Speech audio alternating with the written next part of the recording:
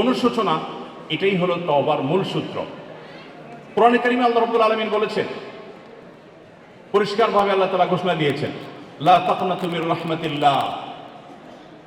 আমাদের অনেক তরুণ বন্ধুরা আছেন, জীবনে অনেক পাপাচার করেছেন, অনেক ব্যভিচার লিপ্ত হয়েছেন, মাদকে হাত বাড়িয়েছেন, অনেক অন্যায় করেছেন, অনেক নামাজ নষ্ট করেছেন, অনেক জেনা করেছেন, অনেক চোখের গুনাহ করেছেন, মনের গুনাহ করেছেন, আল্লাহর সাথে সম্পর্ককে অনেক দূরে ঠেলে দিয়েছেন, শয়তানকে খুশি করে ফেলেছেন।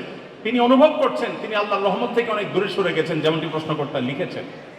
প্রিয় ভাইরা আমার, একজন মুসলমান হিসেবে আমাদের জন্য সবচেয়ে বড় প্রাউড করার, গর্ব করবার মতো একটা জিনিস হলো আল্লাহ রাব্বুল আলামিন আমাদের জন্য ক্ষমার দুয়ারকে ওপেন করে রেখেছেন। আল্লাহ রাব্বুল আলামিন ক্ষমার দরজাকে আল্লাহ তাআলা এতটা খুলে রেখেছেন, নবী করিম সাল্লাল্লাহু আলাইহি সাল্লাম বলেছেন, কোন মানুষ ঠিক জীবন সায়ান্নে যখন মৃত্যু শয্যায় শায়িত, যখন তিনি তার মৃত্যু নিশ্চিত জেনেছেন, ঠিক সেই মুহূর্তটির আগ মুহূর্ত পর্যন্ত তার জীবনের যে কোনো বাঁকে বাঁকে, যে কোনো মোড়ে, যে কোনো গতিপথে, যে কোনো গলিতে, যে কোনো পর্যায়ে, যে কোনো স্টপেজে দাঁড়িয়ে যদি মানুষ সিদ্ধান্ত নেয় আমি আজ জাহান্নামের পথে ছাড়বো না, আমি জান্নাতের পথে যাব, নবী করিম সাল্লাল্লাহু আলাইহি ওয়াসাল্লাম পরিষ্কার ঘোষণা দিয়েছেন আল্লাহ রাব্বুল আলামিন সমস্ত গুনাহ মাফ করে দিবেন।